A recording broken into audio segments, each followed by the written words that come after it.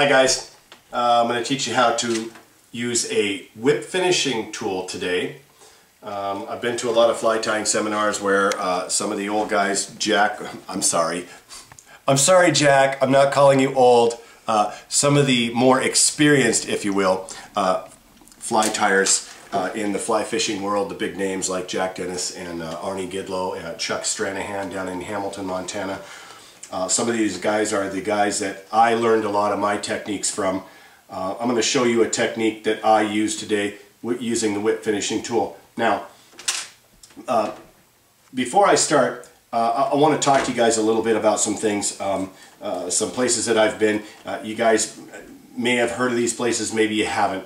Some of these, you know, when you're looking for a place to go fly fishing, well, where do I go? Well, Montana is, for me, because I live in Washington State, is one of the favorite places of mine to go fly fishing. The Bitterroot River specifically. I've been over there. One of my favorite fly shops was over on the east side of Montana. It's called the Blue Ribbon Fly Shop. If you're looking for fly tying supplies like I have here, maybe you live in a remote area where there's not a lot of fly shops around. You know, you can go online. You can get anything you want from the Blue Ribbon Fly Shop in Yellowstone, Montana, called West Yellowstone actually. They are probably one of the best fly shops for materials that I know of. I've toured, I actually did a tour of fly shops in 1999, and I found they were one of the best shops. Anyway, a couple places that I've been to here. Lake Tonkawa in Canada, up by Kamloops, a really good place to go. If you're looking for big, huge monster trout, they advertise the fish are literally jumping in the boat. No joke, guys. They actually jumped in our boat overnight. The fish are huge. 3, 4, 5 pounders. There's some 10 and 12 pound holdovers. It was the World Fly Fishing Tournament. That's where they held it in 1993. I could see why when I went there, because the fish are absolutely huge, guys. They are jumping into the boat. If you are looking for a good place to go fly fishing where the trout are absolutely huge and you can afford it, there's a fly fishing camp up there. You call the family up there. I'm not sure what the name is. Lake Tonkawa, you can go see up there, and they will book reservations up there for you. Really good place to fish. Another good fly shop that I went to in near the Blackfoot River, Ovando, Montana. It's called the Ovando Fly Shop, and it's actually where I got this shirt from. Great little fly shop there. One nice thing about the owner there is that he will help you pick out the flies that are currently hot on the river. Most of them will, but this guy is really knowledgeable. He fly fishes the rivers up there, specifically the Blackfoot River. Don't know if you saw that. A river runs through it. Every fly fisherman should see that movie. Brad Pitt, good movie. Okay, Angler's Roost, Hamilton, Montana. That's a no-brainer on the Bitterroot River. Hamilton is one of the best places if you're looking for a hatch that happens in the morning. I personally experienced it myself, and it was a lot of fun. So Hamilton, Montana on the Bitterroot River, and the place is called Angler's Roost. They have a nice campsite there, cabins. You can rent the cabins pretty reasonable. If you're not into that, you can go into town of Hamilton, and there's a little motel in there. It's pretty cheap. But the Bitterroot River, one of the premier fly fishing rivers, one of my favorites that I like to go to. So just wanted to touch base on that a little bit about where to go and who to talk to there. Let's move on to the whip finisher here. I've been to a lot of fly fishing seminars or fly tying seminars rather, where they do their finishing wrap. It's called a half hitch, okay? Half hitch basically consists of moving your fingers around the hook in this fashion, and you finish your fly by tying it on. Now, you can see I'm not really very good at it, and I'm gonna admit that to the world here. I'm just not really good at a half hitch. Some guys use it. Most of the more experienced guys that have been at this for all of their life are using that wrap, and it works well for them. It just doesn't happen to work for me. I never really mastered the art of it, and maybe you won't, maybe you will. I don't know.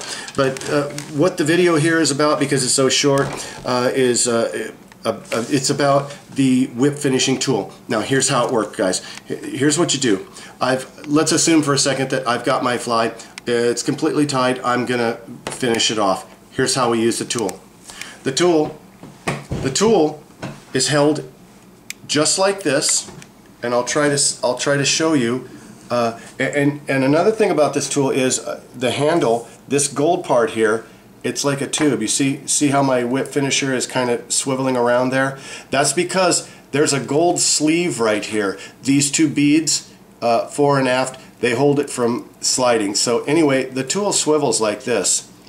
This is how you use the tool right here. My fly again is all done. Now I'm going to tie my last finishing wrap onto my fly and tie it off.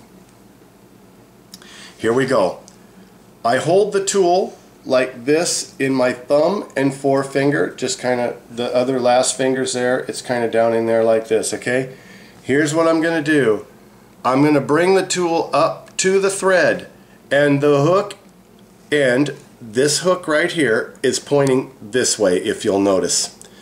Now, I'm going to show this from both sides of the camera so you can see it really good. The hook goes onto the thread like that. Okay? The next thing is the thread from the bobbin comes up and fits right in that little V in my whip finishing tool. I'm going to go very, very slow with this. It's kind of hard to do showing it slow, but I'll show it the best I can.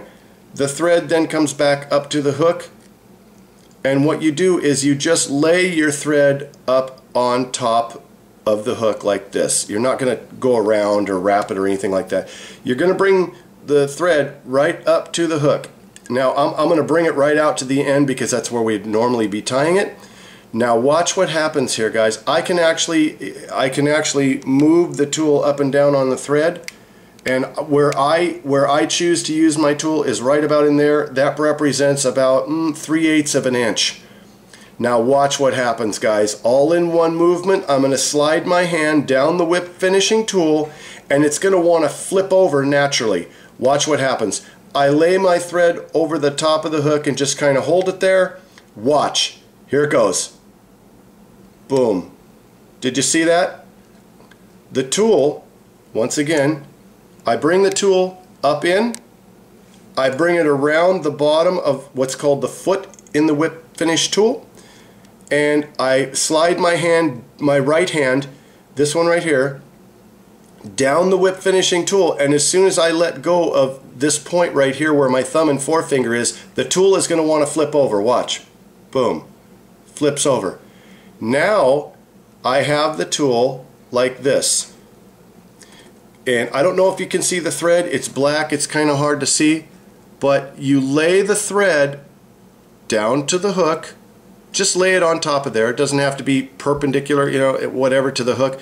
What you're going to do is there's a triangular hole right here in the whip finishing tool that you made when you flipped it over. Very simple, guys. The whip finishing tool is exactly parallel to the hook, and all we do is go over the top of the thread. See, I didn't move this thread. This is going to lay right down on the hook, and that wrap is going to go right over the top of it. What that does is it makes the half hitch for you. Now, I'm not going like this and wrapping the whole thread over it. What I'm doing is I'm laying the thread down and I'm coming over the top and I'm going around that eye, and I want you to zoom in really, really close here to see this, as close as you possibly can. The tool is going around the hook, and that open triangular hole is actually going around the tip of the hook like this. Now, you can only whip finish like 2 wraps, or else your thread, see, I'm pulling on that whip finishing tool, it's not really pulling the thread out, so let's undo it a couple of wraps. Now watch what happens. Now it's starting to become easier to work with. I'm actually being able to pull the thread. Let's unwrap it one more. Okay, see, it came undone. What we want to do is we just want to wrap over that 1, 2, like that, okay?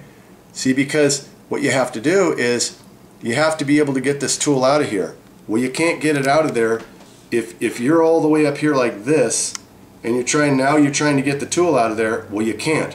That's why you can't wrap it up really tight in the beginning.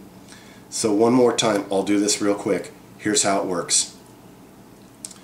Tool is held in your hand like this. Comes at the thread and hooks into the thread. Comes over the bottom, goes over the top. Flip the tool over and whip finish it up. Boom, 2, 3. Pull it out, pull it tight. Let me show you it again. Tool comes in, goes over the bottom, goes over the top of the hook, slide your hand down, tool flips over. Then you come here at the end and you wrap it over the end of the hook like that. Pull it tight, pull your hook out, boom. When you make a whip finish tool, when you make a whip finish like that on the fly, guys, the only thing you need to do any further than that is take your hard head cement and glue that down. I personally guarantee your fly will never ever come undone. It will never come untied. Okay, so I'm going to show this from this view now, and hopefully you guys can see this. This is exactly as you guys would be doing it. The tool, the thread, we're ready to tie it off. I'm going to lay my index finger here on the tool. I'm going to put my thumb right there for the purposes of the tool not swiveling. The tool is going to come into the thread like this, around the bottom down here of the foot and over the top. See that? Now I'm going to slide my hand down the whip finishing tool back. I slide it down. It creates a triangular hole. We then take our thread and wrap around that eye just like that. Do you see this piece of thread right here? Look at this piece of thread and look at this piece of thread. This piece of thread is staying on the bottom of the eye while the other one goes over the top of it. Just like that. And I'll go really slow. It comes over and this thread here stays down on the bottom of the hook and it goes over the top of the eye. Just like that. Now I'm going like 6 or 7 wraps. You don't want to do that, but I'm showing for the purpose of the video exactly how to whip finish that thing up. Okay, that's how it works. That, guys, is how you make the finishing wrap on your fly. A lot of the guys, the good old boys in this business are using the half hitch. That's great. It holds the fly just as good. Both methods work perfectly. I personally haven't been doing this. I am 50, but I haven't been doing it for 50 years. So I'm using some of the new methods with these type of tools, and you'll see this and you'll go, huh, what's that? Well, it's a whip finishing tool, and that's how you do it, guys, right there. Once you use this tool and you figure it out, hopefully from this video here, it'll be easy, not intimidating, and you can do like me, you can pass your knowledge on to others. I really hope you do, and thanks a lot for watching the video, guys.